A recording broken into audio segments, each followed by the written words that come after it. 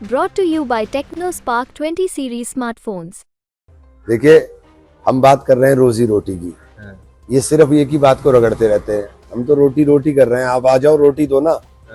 अरे खाने को रोटी नहीं है, आप बात कर रहे हो इधर उधर की। आप बताते हो मैं विकसित भारत बना दूंगा, मैंने विकसित भारत बना दिया है, और खुद ही बोलते हो दूसरे पल में ही कि मैं 80 करोड़ लोगों को राशन दे रहा हूँ। 130 करोड़ में 80 करोड़ को राशन अगर आप दे रहे हो तो फिर तो आप बिल्कुल हमें भिखारी बता रहे हो कि हम तो भिखारी हो गए। 83% नौजवान जो डिग्री लेकर के बैठा हुआ है उसके पास नौकरी नहीं है।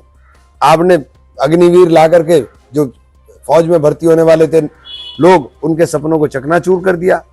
उसी जय जवान जय किसान के नारे ने 71 की जंग में पाकिस्तान को पटखनी दी, 2 टुकड़े पाकिस्तान के कर दिए। और देश के अंदर खाद्यान्न के अंदर जो हम लोग आयात के ऊपर निर्भर रहते थे, उसी नारे की बदौलत देश में क्रांति हुई और हम लोग निर्यात करने लगे। नहीं तो आप कह रहे हैं कि मैं वही बता रहा हूँ, इन्होंने उस जय जवान जय किसान के नारे का मान ही तोड़ दिया। इन्होंने जवान की रीढ़ तोड़ दी अग्निवीर लाके, और किसान की रीढ़ तोड़ दी उसके लागत मूल्य ना निकाल करके, उसको फसल का दाम ना दे करके। सहारनपुर का चुनाव कितनी बड़ी चुनौती है, खासकर इमरान मसूद के लिए। इमरान मसूद एक बार फिर वापस कांग्रेस में लौटे हैं और कांग्रेस ने इन्हें अपना उम्मीदवार सहारनपुर से बनाया है। बीजेपी ने राघव लखनपाल को उतारा है, बीएसपी अपने कैंडिडेट उतार चुकी है। तो कितना चुनौती भरा है ये चुनाव, सीधा बात करते हैं इमरान मसूद साहब से। स्वागत है सर आपका। आपके लिए कितनी बड़ी चुनौती है, क्योंकि आप लगातार लड़ तो रहे हैं लेकिन जीत नहीं पा रहे हैं। ये चुनाव कैसे जीतेंगे? देखिए, चुनाव में हारना और जीतना बड़ी बात नहीं होती है। आप चुनाव में बने हुए हैं, ये बड़ी बात होती है। 4 चुनाव अगर हार कर भी एक व्यक्ति मुख्य धारा के अंदर है तो ये कुछ तो बात है कि मैं 4 चुनाव हारने के बाद भी उसी स्ट्रेंथ के साथ खड़ा हूँ और उसी कॉन्फिडेंस से आज भी। तो अब्राहम लिंकन भी कितने चुनाव हार करके बने थे। तो कोई हारना और जीतना बड़ी बात नहीं होती, लेकिन ये चुनाव मेरा बहुत आगे है। देखिए, इस बार चुनाव लगता है चूंकि ये चुनाव संविधान को बचाने का है, ये चुनाव लोकतंत्र को बचाने का है। और जब संविधान को बदलने की चर्चाएं हो, उस हालात में चुनाव हो, तो चुनाव इस वक्त चूंकि सभी लोग, सभी जाति धर्म के लोग हमें इस वक्त सपोर्ट कर रहे हैं। सुबह ही सुबह साधु का, संतों का, सबका आशीर्वाद मिल रहा है। लेकिन आप कह रहे हैं कि संविधान बचाने का चुनाव है, प्रधानमंत्री मोदी कह रहे हैं ये 400 पार का चुनाव है, तो ये कौन सा चुनाव? यही तो बात कह रहे हैं कि प्रधानमंत्री जी 400 पार का नारा इसीलिए दे रहे हैं ना कि उनको संविधान बदलना है। तो हम यही, प्रधानमंत्री जी भी तो यही बात कर रहे हैं कि 400 पार का नारा, हमें संविधान बदलना है। हम भी यही बात कर रहे हैं कि संविधान बदलना चाहते हैं।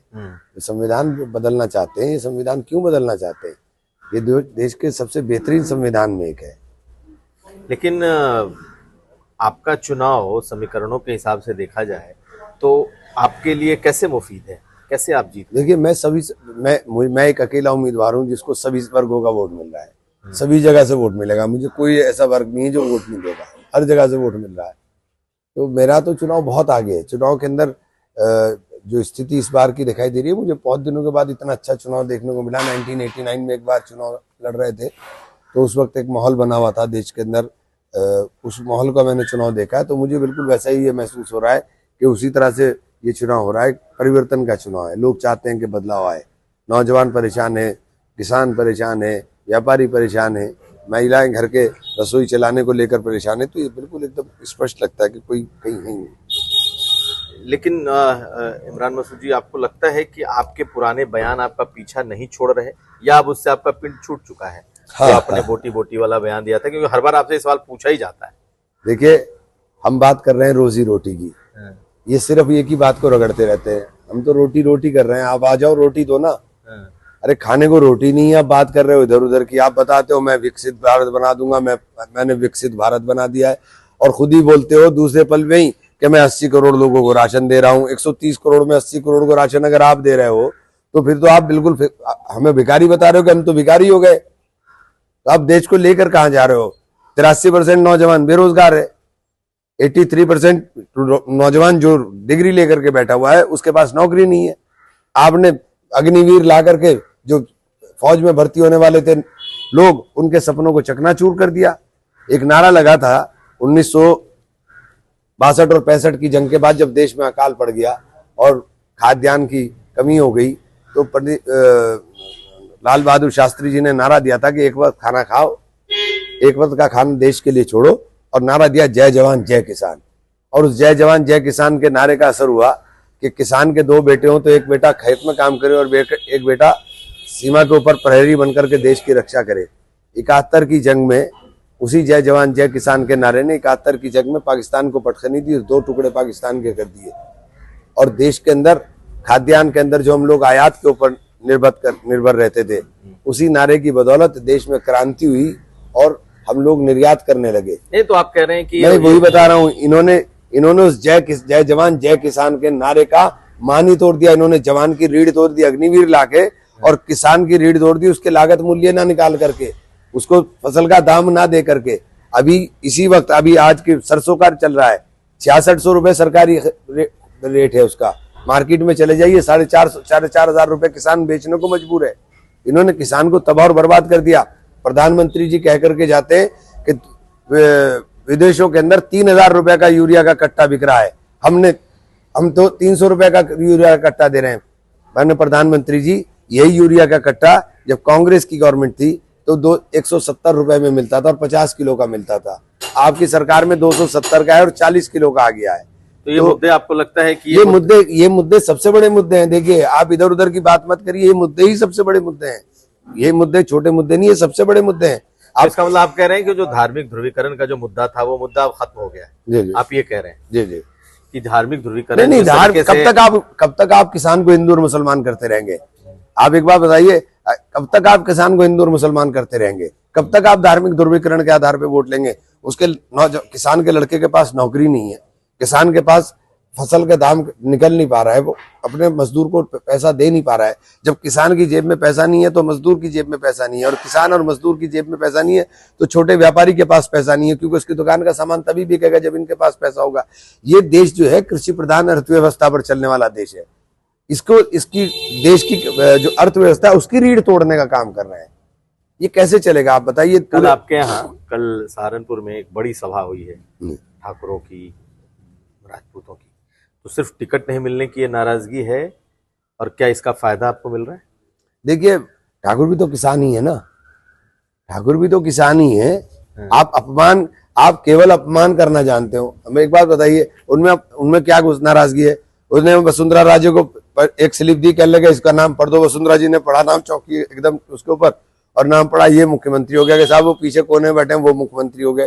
तो आपने मध्य प्रदेश के अंदर जाकर के शिवराज चौहान अपने नाम के ऊपर चुनाव लड़ कर आए, 2 मिनट में आपने उन्हें कहा कि आपने उनको पैदल कर दिया। तो ये जो इनका आपस का चल रहा है, ये सब कुछ बहुत कुछ गुल खिलाएगा। देखिए आप क्या होगा। तो आपको लग रहा है कि इस बार जो मुद्दे हैं वो बिल्कुल जन सरोकार के मुद्दे हैं, और उस पर आप इस बार के मुद्दे बिल्कुल गारंटी वर्सेस गारंटी हैं। एक तरफ राहुल गांधी की गारंटी जो कहता है उसे 24 घंटे पूरा करता है, एक तरफ मोदी की गारंटी जो कहता है कभी पूरी नहीं होती है। 15 लाख आएंगे, खाते में नहीं आए। उसके बाद कहा किसान की आय दुगना हो कर दूंगा मैं, 2022 तक किसान की आय का लागत मूल्य नहीं निकला। 2 करोड़ लोगों को रोजगार दूंगा, रोजगार गायब हो गया। तो आप मोदी और राहुल की गारंटी की बात की, लेकिन एक बात बताइए, आपकी क्या गारंटी है कि अब आप कांग्रेस में ही रहेंगे? आप लगातार पिछले कुछ सालों से मैंने तो एक बात कह दी थी कि कभी कभी आदमी का जब होता है ना विनाश काले विपरीत बुद्धि, कभी कभी दिमाग काम करना बंद कर देता है। तो मैंने इसीलिए बोला कि अब तो मैं कब्र तक कांग्रेस में ही रहूंगा। इसकी गारंटी है? हाँ, इसकी गारंटी है। अब कब्र तक कांग्रेस में ही रहूंगा। बस अब बहुत लड़ चुका चुनाव, देखिए चुनाव बहुत लड़ चुका मैं, बहुत ज्यादा वो है नहीं, तो कब्र तक कांग्रेस में रहूंगा। लेकिन आपके दोनों अनुभव कैसे रहे? बीएसपी का और समाजवादी पार्टी का अनुभव आपका कैसा रहा? ये अब उन बातों के चर्चा का कोई फायदा नहीं, उसकी कोई फायदा नहीं है, उनका कोई फायदा नहीं है। जो वक्त चला गया उसके ऊपर चर्चा करके कुछ फायदा नहीं। लेकिन अब आप कांग्रेस में हैं तो कांग्रेस की बात कर लेते हैं।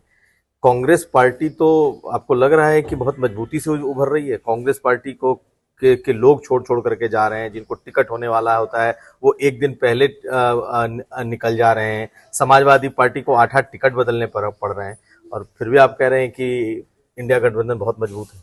अब ये तो समय बताएगा 4 तारीख को कौन मजबूत है कौन नहीं है। मैं इस बारे में इतना नहीं कहता, लेकिन मुझे इतना पता है कि जो भाग रहे हैं उनको भागने दीजिए।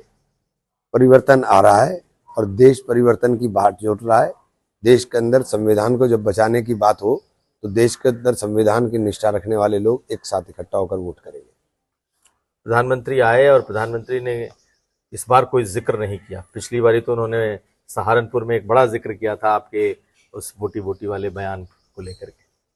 प्रधानमंत्री जी को भी पता है ना कि प्रधानमंत्री जी के लोगों ने कितनी गाली हमारे नेता को दी है, एक ने भी माफी नहीं मांगी। इमरान ने तो बड़ा दिल कर करके 50 बार माफी मांग ली, तो बात तो प्रधानमंत्री जी को भी पता है। उन्होंने तो कहा स्वागत है, सहारनपुर तो स्वागत करता है। मेरे तो हर चुनाव में प्रधानमंत्री मुख्यमंत्री सब आते हैं, तो मुझे तो ये बहुत इस मामले में हो कि भी मंत्रियों की एक फौज पड़ी हुई है, मुख्यमंत्री का फिर दोबारा दौरा लग रहा है, रक्षा मंत्री जी आ रहे हैं, तो मेरे साथ सामने तो सारे के सारे ही आते हैं, मैं क्या करूं। नहीं, लेकिन पिछले चुनाव में आप पोस्टर बॉय जैसे बन गए थे बीजेपी के लिए। इस बार क्या लग रहा है कि आप उससे दूर हैं और अपना चुनाव? अब मैं रोटी रोटी कर रहा हूँ, बनाओ ना पोस्टर बॉय मुझे। अब मैं रोटी रोटी कर रहा हूँ, मैं कह रहा हूँ कि रोटी की बात करो, रोजी की बात करो, बनाओ पोस्टर बॉय, क्यों नहीं बनाते। चलिए, बहुत शुक्रिया सर बातचीत करने के लिए। तो हमारे साथ थे इमरान मसूद और सहारनपुर से चुनाव लड़ रहे हैं। दावा है कि इस बार जीतेंगे। पिछले 4 चुनाव से हारने के बाद इस बार मजबूती से चुनाव लड़ते दिख रहे हैं इमरान मसूद। सहारनपुर से कुमार अभिषेक।